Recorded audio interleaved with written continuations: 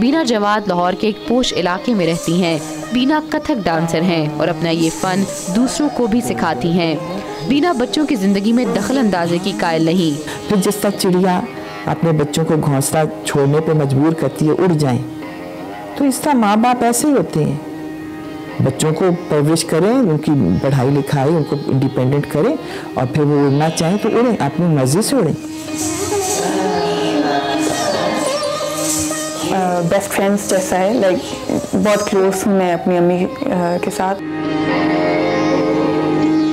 बीना के घर में कोई नहीं जानता कि जनरेशन गैप किस चिड़िया का नाम है और यहाँ इस बात के गवाह भी मौजूद हैं। उनके अपने तजुर्बे हैं, वो जो मर्जी करना चाहें। मैं कौन होती हूँ उनको कहने वाली, ऐसे ना करो, ऐसे बैठो, उधर जाओ, उधर जाओ। मुझे अम्मा के साथ कोई जनरेशन गैप नहीं फील होता। मैम बीना जवाद के घर तो यहाँ मैंने फील नहीं किया कभी कि इनके बच्चों में और इनके दरमियान कभी इस तरह से हो कि मतलब उनको डिफाइन करना पड़ रहा है क्या कर रहे हैं। जहाँ जहाँ प्यार है वहाँ वहाँ इस लफ्ज़ का फुकदान।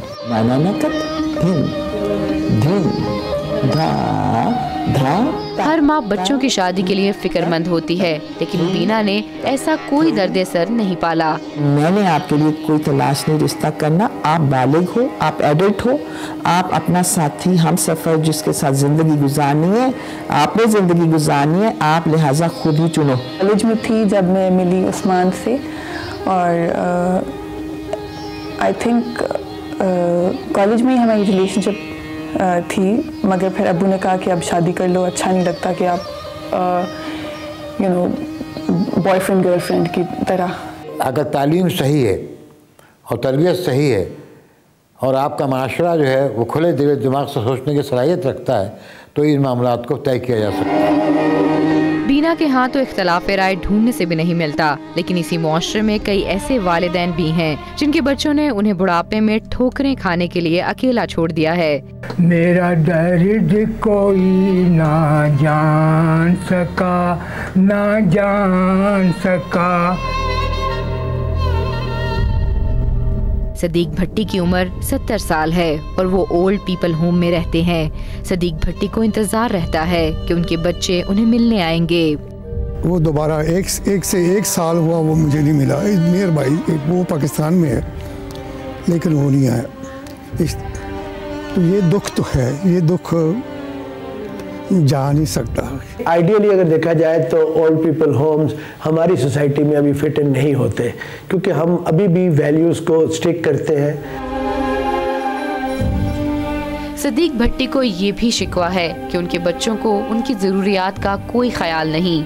उन्होंने पूछे नहीं कि नया साल क्या है, क्रिसमस क्या है, ईद क्या है।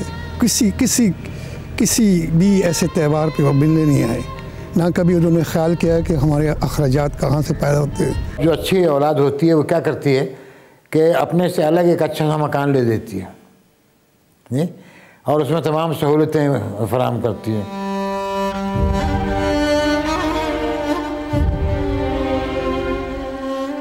सदीक भट्टी भी बुढ़ापे में बच्चों के साथ साथ अपने पोते पोतियों को याद करके रोते हैं। मेरे बच्चे मुझे बहुत याद आते हैं, यहाँ तक कि उनके बच्चे भी याद आते हैं जो असल में मेरा सूद है। हमने मगरिब से सीख लिया कि नहीं ये बाबा मुझे तंग करता है, चलो इसको ओढ़ो।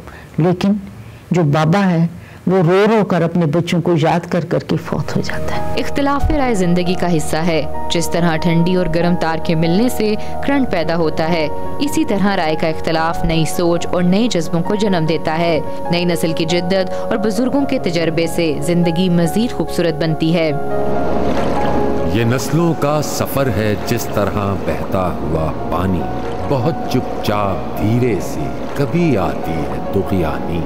इकट्ठे साथ रहते प्यार की बातें भी होती हैं, कभी शिकवों के दिन और दुख भरी रातें भी होती हैं। यूं तो इख्तिलाफ राय साथी जिंदगानी का, तरक्की का है साथी हम सफर है हर कहानी का। समझना है हमें क्यों और कैसे राय बनती है, कहाँ कब किस तरह कैसे ये बातों को बदलती है।